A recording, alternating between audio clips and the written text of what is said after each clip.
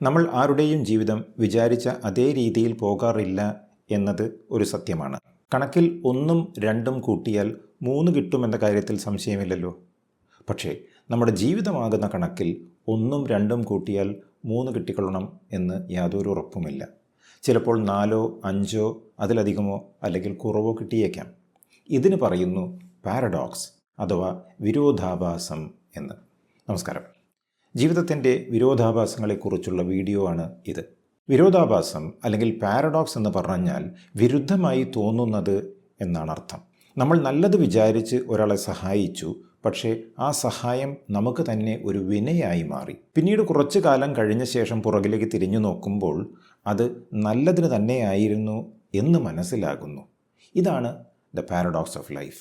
ജീവിതമാകുന്ന യാത്രയിൽ ഇങ്ങനെയുള്ള വിരോധാഭാസങ്ങൾ സ്വാഭാവികമാണ് എന്ന് മനസ്സിലാക്കി മുന്നേറാൻ സാധിച്ചാൽ നമ്മുടെ പ്രശ്നങ്ങളാണ് എന്ന് പറയാൻ കഴിയുകയില്ല.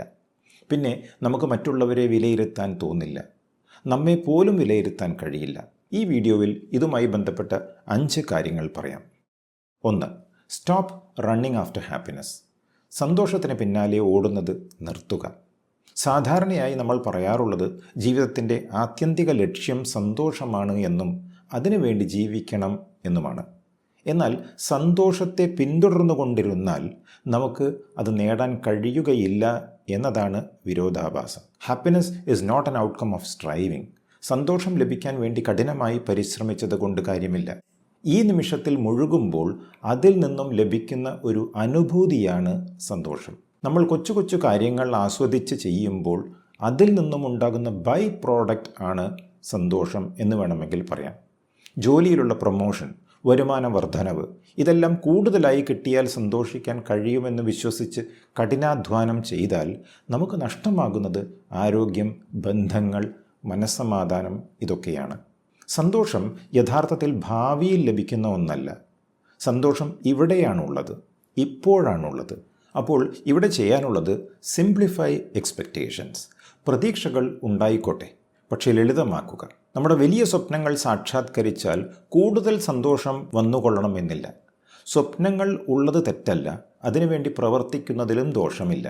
പക്ഷേ അതിൽ നിന്നും അധികം സന്തോഷം ലഭിക്കുമെന്ന് വിചാരിച്ചാൽ ചിലപ്പോൾ ദുഃഖിക്കേണ്ടി വരും. ഇപ്പോൾ അത്യാവശ്യം സുഖസൗകര്യങ്ങൾ ഉള്ള ഒരു വീടുണ്ട്. പക്ഷേ മറ്റുള്ളവരുടെ വീടുകൾ കണ്ട് ഇതിലും വലിയ വീട് സ്വന്തമാക്കിയാൽ കൂടുതൽ സന്തോഷം ലഭിക്കും എന്ന് വിചാരിച്ചാൽ അനുഭവം ചിലപ്പോൾ തിരിച്ചാകും. ഇതാണ് പാരഡോക്സ് അഥവാ വിരോധാഭാസം. Live the process, let the outcome unfold. പോകുന്ന യാത്ര ആസ്വദിക്കുക, അത് വേണ്ട വിധം അവസാനിക്കും എന്ന് വിശ്വസിക്കുക. സെറ്റ് ഇൻറ്റൻഷൻസ്, നോട്ട് എക്സ്പെക്റ്റേഷൻസ് എന്ന് പറയാറുണ്ട്. ഇൻറ്റൻഷൻ നല്ലതാണ്, പക്ഷേ ഔട്ട്കം അതായത് ഫലത്തിൽ അമിതമായി ശ്രദ്ധ കൊടുത്താൽ യാത്ര ആസ്വദിക്കാൻ പറ്റില്ല. ചെയ്യുന്ന പ്രക്രിയയിൽ മുഴുകുക. അപ്പോൾ എന്താണോ അതിൽ നിന്നും ഉണ്ടാകേണ്ടത് അത് പ്രപഞ്ചം തീരുമാനിക്കട്ടെ.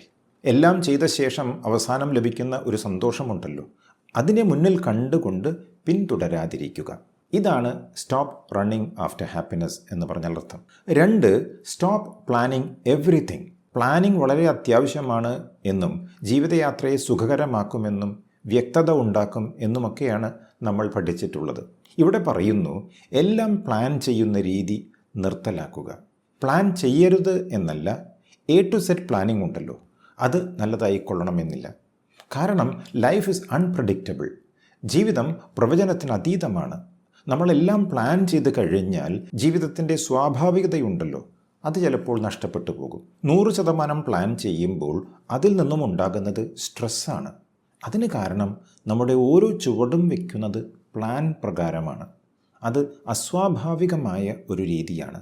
The unnatural way of living. Plan just enough to set direction. Let go of the rest. ചെറിയ രീതിയിൽ പ്ലാൻ ചെയ്യുക, ബാക്കിയുള്ള പ്ലാനിങ് പ്രകൃതി ചെയ്യട്ടെ, പ്രപഞ്ചം ചെയ്യട്ടെ. ഈ നിലപാടെടുത്താൽ മുമ്പോട്ടുള്ള യാത്ര സുഗമമാകും. ചില എക്സാമ്പിൾസ് പറയുകയാണെങ്കിൽ ദി ഓവർ പ്ലാൻഡ് വെക്കേഷൻ. അമിതമായി പ്ലാൻ ചെയ്ത അവധിക്കാലം. അത് വെക്കേഷൻ എന്ന് പറയാൻ സാധിക്കുമോ? ഒരിക്കലുമില്ല. ഓരോ മണിക്കൂറും നമ്മൾ എന്ത് ചെയ്യണം, എവിടെയെല്ലാം പോകണം, ഇങ്ങനെയെല്ലാം പ്ലാൻ ചെയ്യുമ്പോൾ ആയിരിക്കും കാലാവസ്ഥ മോശമാവുക. അപ്പോൾ സ്ട്രെസ്സായി ട്രിപ്പ് എൻജോയ് ചെയ്യാൻ പറ്റാതെ വരുന്നു. ഒരു ചെറിയ ഫ്ലെക്സിബിലിറ്റി ആവശ്യമാണ്. മറ്റൊന്ന് the over planned job interview. ജോലിക്ക് വേണ്ടിയുള്ള കഠിനമായ പരിശ്രമമാണ്. ഇൻ്റർവ്യൂവിന് വേണ്ടിയുള്ള പരമാവധി റിഹേഴ്സൽ ചെയ്യുന്നു. അപ്പോഴാണ് വിചാരിക്കാതെ ചോദ്യങ്ങൾ വരുന്നത്. എല്ലാം തകർന്നു. ഓവർ പ്ലാനിങ് കാരണം ഉണ്ടാകുന്ന ഒരു പ്രശ്നമാണിത്. The over planned parent. രക്ഷിതാവ് കുട്ടിയുടെ ജീവിതം അമിതമായി പ്ലാൻ ചെയ്യുന്നു. ഓരോ സമയത്തും എന്ത് പഠിക്കണം, എത്ര മണിക്ക് കളിക്കണം, എപ്പോൾ വരണം, എപ്പോൾ ഭക്ഷണം കഴിക്കണം. നിങ്ങൾ കാരണം കുട്ടിക്കുണ്ടാകുന്ന സ്ട്രെസ് കുറച്ചൊന്നുമല്ല. ഒരു മനസ്സും വികാരവുമൊക്കെയുള്ള ചെറിയ കുട്ടിയെ ഇങ്ങനെ പ്ലാൻ ചെയ്ത് വിടാൻ സാധിക്കുമോ? ഇല്ല. ഇനി മൂന്നാമത്തെ കാര്യം, stop trying too hard to change. നിങ്ങളിൽ മാറ്റം കൊണ്ടുവരാൻ കഠിനമായി പരിശ്രമിക്കാതിരിക്കുക. Change happens very naturally. മാറ്റങ്ങൾ ഉണ്ടാകുന്നത് സ്വാഭാവികമായിട്ടാണ്. നിങ്ങളുടെ മാറ്റങ്ങൾക്ക് നിങ്ങൾ മാത്രമല്ല കാരണം, ചുറ്റുമുള്ള ലോകവും ഒരു കാരണമാണ് എന്ന് അറിയുക. മാറ്റങ്ങൾ കൊണ്ടുവരുന്നത് നിങ്ങൾ മാത്രമാണ് എന്ന് പറയുന്നത് ബുദ്ധിപരമായ സമീപനമല്ല. The art of effortless change എന്ന് പറയുന്നത് ശ്രമം കൂടാതെയുള്ള മാറ്റങ്ങൾക്കാണ്. ശ്രമിക്കരുത് എന്ന് പറഞ്ഞാൽ ചെയ്യരുത് എന്നല്ല അർത്ഥം. പ്രവർത്തനമല്ല നിർത്തേണ്ടത്. പ്രവർത്തിക്കുമ്പോഴുള്ള നിങ്ങളുടെ മാനസിക പ്രവണതകളാണ് ഉപേക്ഷിക്കേണ്ടത്. മനസ്സ് എന്തെല്ലാം പറയുന്നു എന്ന് ശ്രദ്ധിക്കണം. കൂടുതൽ ശ്രമം നടത്തുമ്പോഴുള്ള പ്രശ്നം റെസിസ്റ്റൻസ് കൂടുതലാകുന്നു. നിങ്ങൾ എത്രത്തോളം സമ്മർദ്ദം കൊടുക്കുന്നുവോ അത്രത്തോളം ആന്തരികമായുള്ള പ്രതിരോധം നിങ്ങൾ തന്നെ നേരിടേണ്ടി വരുന്നു. മാത്രമല്ല, കഠിനമായി പരിശ്രമിക്കുമ്പോൾ നിങ്ങൾ അറിയാതെ നിങ്ങളുടെ ഇല്ലായ്മയിലേക്കാണ് ശ്രദ്ധ തിരിക്കുന്നത്. പണം ലക്ഷ്യമിട്ട് പണത്തിന് വേണ്ടി അധ്വാനിക്കുമ്പോൾ എനിക്ക് പണം ഇല്ല എന്ന് നിങ്ങൾ സ്വയം ബോധ്യപ്പെടുത്തുകയാണ് ചെയ്യുന്നത്.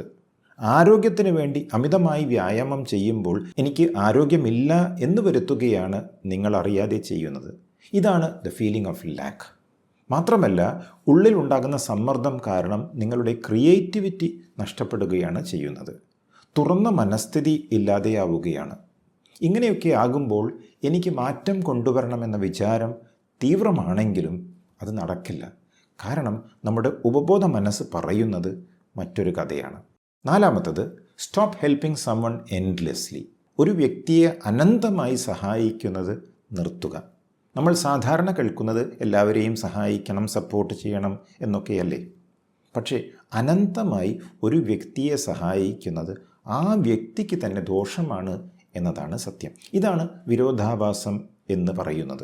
ഇവിടെ സഹായിക്കരുത് എന്ന് പറയുന്നില്ല കേട്ടോ, ആരും തെറ്റിദ്ധരിക്കരുത്. സഹായിക്കണം, പക്ഷേ എൻഡ്ലെസ്സായി സഹായിക്കുന്നത് ഗുണകരമല്ല എന്നതാണ്. Help them to learn to help ദെംസെൽവ്സ്.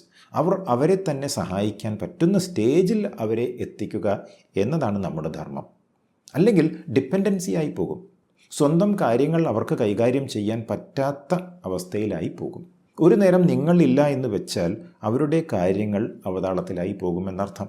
ഒരു വ്യക്തിയെ അമിതമായി സഹായിക്കുമ്പോൾ തിരിച്ച് നിങ്ങൾ വല്ലതും പ്രതീക്ഷിക്കുന്നുണ്ടെങ്കിൽ അതും പ്രശ്നമാണ്. പ്രതീക്ഷിക്കുക എന്നാൽ അവർ എന്തെങ്കിലും തിരിച്ചു തരണം എന്നായിക്കൊള്ളണമെന്നില്ല. നിങ്ങൾ ഉദ്ദേശിക്കുന്ന രീതിയിൽ അവർ ആകാതിരുന്നാൽ മതി. അപ്പോഴും പ്രതീക്ഷ തകർന്നുവല്ലോ. മറ്റൊന്ന്, let it not drain your resources. ഒരു വ്യക്തിയെ അമിതമായി സഹായിച്ചു കഴിഞ്ഞാൽ നിങ്ങളുടെ റിസോഴ്സസ് ഡ്രെയിനായി പോകും. നിങ്ങൾക്കൊരു ആവശ്യം വരുമ്പോൾ നിങ്ങൾ സഹായിച്ച വ്യക്തി ഉണ്ടായിക്കൊള്ളണമെന്നില്ല. ഇതൊരു പ്രാക്ടിക്കൽ ടിപ്പാണ് കേട്ടോ. ചില എക്സാമ്പിൾസ് പറയാം. A friend who always needs you. ഓരോ ചെറിയ ആവശ്യത്തിനും നിങ്ങളെ സമീപിക്കുന്ന നിങ്ങളുടെ സുഹൃത്തുക്കൾ ഉണ്ട് എന്ന് വിചാരിക്കുക. നിങ്ങൾക്ക് എത്ര കാലം സപ്പോർട്ട് ചെയ്യാൻ സാധിക്കും? ചെറിയ രീതിയിൽ സപ്പോർട്ട് ചെയ്യണം, ഇടയ്ക്കൊന്ന് മാറി നിൽക്കണം. മറ്റൊരു ഉദാഹരണം മൈക്രോ മാനേജിങ് പാരൻ്റാണ്. കുട്ടിയുടെ ഓരോ കാര്യവും ചെയ്യുന്ന പേരൻസ് ഉണ്ട്. കുട്ടികളെ ഒന്നും ചെയ്യാൻ അനുവദിക്കാതിരിക്കുന്ന രക്ഷിതാക്കളുണ്ട്. ഷൂ ലേസ് കെട്ടിക്കൊടുക്കുക, ഭക്ഷണം വായിൽ വെച്ച് കൊടുക്കുക, മുടി ചീകി കൊടുക്കുക, പുസ്തകം ബാഗിലാക്കി കൊടുക്കുക, വേണമെങ്കിൽ ഹോംവർക്കും ചെയ്തു കൊടുക്കും. ഞാൻ ഇല്ലെങ്കിൽ ഒന്നും നടക്കില്ല എന്ന തോന്നലാണ് ഈ രക്ഷിതാക്കൾക്ക്. ഇതിനാണ് മൈക്രോ മാനേജിങ് പാരൻ്റ് എന്ന് പറയുന്നത്. ഇത് ശരിയായ രീതിയല്ല. കുട്ടികൾ സ്വയം ചെയ്താൽ തീർച്ചയായും തെറ്റുകൾ വരുത്തട്ടെ, അതിലൂടെ സ്വയം പഠിക്കട്ടെ എന്ന മനോഭാവത്തിലേക്ക് രക്ഷിതാക്കൾ എത്തിക്കഴിഞ്ഞാൽ കുട്ടികൾ രക്ഷപ്പെട്ടു, രക്ഷിതാക്കളും രക്ഷപ്പെട്ടു. മറ്റൊന്ന്, ഓവർ ഡിപ്പെൻഡൻറ്റ് കോവർക്കർ. കൂടെ ജോലി ചെയ്യുന്ന സഹപ്രവർത്തകൻ അല്ലെങ്കിൽ സഹപ്രവർത്തക ആവശ്യത്തിലധികം തന്നെ ഡിപ്പെൻഡ് ചെയ്യുന്നു എന്ന് വിചാരിക്കുക. ഒരു പരിധിക്കപ്പുറം സഹായിക്കുന്നത് ശരിയല്ല. നിങ്ങൾ അവരോട് തന്നെ ചെയ്യുന്ന ക്രൂരതയാണത്. ഗൈഡൻസ് കൊടുക്കാം, പക്ഷേ അവരുടെ ഉത്തരവാദിത്വങ്ങൾ അവർ തന്നെ ചെയ്യണം. അവരെ നിങ്ങൾ എംപവർ ചെയ്യുകയാണ് വേണ്ടത്. മറ്റൊന്ന്, family member expecting constant support. കുടുംബത്തിലുള്ള ഒരു വ്യക്തി അമിതമായി നിങ്ങളെ ആശ്രയിക്കുന്നു എന്ന് വിചാരിക്കുക. പണത്തിൻ്റെ കാര്യത്തിൽ അല്ലെങ്കിൽ ഇമോഷണൽ ഹെൽപ്പിൻ്റെ കാര്യത്തിൽ. സഹായിക്കുന്നത് നല്ലതാണ്, സഹായിക്കണം. പക്ഷേ അനന്തമായി നിങ്ങൾ സപ്പോർട്ട് ചെയ്യുകയാണെങ്കിൽ നാളെ നിങ്ങൾക്ക് വല്ലതും സംഭവിച്ചാൽ തീർത്തും ആ വ്യക്തി ഒറ്റപ്പെട്ടു പോകും. ഇതിൽ ചില എക്സെപ്ഷൻസ് ഉള്ളത് old dependent parents or grand parents, പ്രായമായ മാതാപിതാക്കൾ, ഗ്രാൻഡ് പേരൻസ്, ഇവർക്ക് ഈ പറഞ്ഞത് ബാധകമല്ല. മറിച്ച് ഇവരെ സഹായിക്കുകയാണ് വേണ്ടത്. അവിടെ അനന്തമായി സഹായിക്കുക എന്ന ഒരർത്ഥത്തിലേക്ക് ഇത് വരുന്നില്ല. വേറെ ഒന്ന്, ചിൽഡ്രൻ ഹൂ ആർ സിക്ക് ഓർ വീക്ക്, അസുഖമുള്ള കുട്ടികൾ അല്ലെങ്കിൽ ദുർബലരായ കുട്ടികൾ, ഇവരെ കൈയൊഴിഞ്ഞാൽ അവർക്ക് സ്വയം ജീവിതത്തിൽ മുന്നോട്ട് വരാൻ സാധിക്കുകയില്ല. അതുകൊണ്ട് അവരെ എപ്പോഴും സഹായിക്കുകയാണ് വേണ്ടത്. മറ്റൊന്ന്, ഇൻഡിവിജ്വൽസ് വിത്ത് ഡിസബിലിറ്റീസ്, ശാരീരികവും മാനസികവുമായ വെല്ലുവിളികൾ നേരിടുന്നവർക്ക് പ്രത്യേക പരിചരണവും സ്ഥിരമായ പിന്തുണയും ആവശ്യമായി വന്നേക്കാം. അത് കൊടുക്കേണ്ട ഉത്തരവാദിത്വം നമുക്കുണ്ട്. Loved once going through an acute crisis, കഠിനമായ അസുഖം, ദുഃഖം, അതുപോലെയുള്ള വെല്ലുവിളികൾ നേരിടുന്ന ആളുകൾക്ക് നമ്മുടെ കുടുംബത്തിലായാലും ശരി പുറത്തായാലും ശരി അവരെ സപ്പോർട്ട് ചെയ്യേണ്ട ഉത്തരവാദിത്വം നമുക്കുണ്ട്. പിന്നെ partners in relationships built on mutual trust, ഇവിടെ ജീവിത പങ്കാളിയെയാണ് ഉദ്ദേശിച്ചത്. ഈ ബന്ധത്തിൽ സ്നേഹവും വിശ്വാസവുമാണല്ലോ ഉള്ളത്. ഇവിടെ അനന്തമായ സഹായം കൊടുക്കുകയാണ് വേണ്ടത്. പ്രപഞ്ചം അല്ലെങ്കിൽ ദൈവം നമുക്ക് വേണ്ടി ഒരുക്കിയ ബന്ധമാണ് ഇത് എന്ന് മനസ്സിലാക്കി ഒരു കണക്ക് പറച്ചിലുമില്ലാതെ പരസ്പരം സ്നേഹിക്കുകയും സഹായിക്കുകയുമാണ് ഇവിടെ വേണ്ടത്. എവിടെയാണ് സ്നേഹമുള്ളത് അവിടെ ഞാൻ കൂടുതൽ ചെയ്തു എന്ന തോന്നലുണ്ടാകില്ലല്ലോ. നിങ്ങൾ നിങ്ങൾക്ക് വേണ്ടിയാണ് ചെയ്യുന്നത് എന്നായിരിക്കും തോന്നുക. ഇതൊക്കെയാണ് എക്സെപ്ഷൻസ്. അവസാനമായി അഞ്ചാമത്തത്, stop searching for meaning in life. ഈ ജീവിതത്തിൻ്റെ അർത്ഥം എന്താണ് എന്ന് അന്വേഷിക്കുന്നത് നിർത്തുക. എത്ര അന്വേഷിച്ചാലും കണ്ടെത്താൻ കഴിയാത്ത ഒന്നാണ് ജീവിതത്തിൻ്റെ അർത്ഥം. നിങ്ങളുടെ ജീവിതം തന്നെയാണ് അർത്ഥം, അതല്ലാതെ മറ്റൊന്നില്ല. ജീവിതത്തിൻ്റെ അർത്ഥം അന്വേഷിച്ച് പോയാൽ it leads to overthinking. അമിതമായ ചിന്തകൾ കടന്നു വരും. അതിലൂടെ മാനസിക പ്രശ്നങ്ങൾ അനുഭവപ്പെടും. It disconnects you from the present. ജീവിതത്തിൻ്റെ അർത്ഥം ഈ നിമിഷത്തിലാണുള്ളത്. നിങ്ങൾ ജീവിക്കുന്ന ഓരോ വേളകളിലും ആണുള്ളത്. അർത്ഥം എന്തെന്ന് അന്വേഷിക്കുമ്പോൾ നിങ്ങൾ ഈ നിമിഷത്തിൽ നിന്നും തെന്നിമാറുകയാണ് ചെയ്യുന്നത്. അപ്പോൾ ജീവിതത്തിൻ്റെ അർത്ഥം ലഭിക്കാതെ പോകുന്നു. മാത്രമല്ല ഇറ്റ് മേക്സ് യു ഫ്രസ്ട്രേറ്റഡ്. ഇതന്വേഷിച്ച് പോയാൽ നിരാശ അനുഭവപ്പെടും. ചെയ്യുന്ന കാര്യങ്ങൾ പൂർണ്ണതയിലേക്ക് വരില്ല. അപ്പോൾ ജീവിതത്തിലുള്ള അർത്ഥവും ഇല്ലാതെയാകും. ഇത്തരത്തിൽ നിത്യജീവിതവുമായി നിങ്ങൾ ഇടപഴകാൻ തുടങ്ങിയാൽ ഓരോ നിമിഷവും അർത്ഥപൂർണമായി മാറും. ഇതൊക്കെയാണ് ജീവിതത്തിൻ്റെ വിരോധാഭാസം എന്ന് പറയുന്നത്. When we stop fighting life's paradoxes we learn to flow with them and therein lies our greatest freedom. ജീവിതത്തിലെ ഈ വിരോധാഭാസങ്ങളോട് പോരാടുന്നത് നിർത്തുമ്പോൾ നമുക്ക് അവയോടൊപ്പം ഒഴുകാൻ സാധിക്കും. അതിലാണ് നമ്മുടെ ഏറ്റവും വലിയ സ്വാതന്ത്ര്യം ഉള്ളത്. ഈ വീഡിയോയിൽ എന്താണോ ഉദ്ദേശിച്ചത് അതിൻ്റെ സാരാംശം താങ്കൾക്ക് ലഭിച്ചു എന്ന് വിശ്വസിക്കട്ടെ. താങ്കളുടെ വിലയേറിയ കമൻറ്റുകൾ അറിയിക്കുക. നമുക്ക് വീണ്ടും കാണാം മറ്റൊരു എപ്പിസോഡിൽ. അതുവരേക്കും സ്വസ്ഥമായി, സന്തോഷമായി, ശാന്തമായിരിക്കുക. ഒത്തിരി സ്നേഹത്തോടെ നന്ദി, നമസ്കാരം.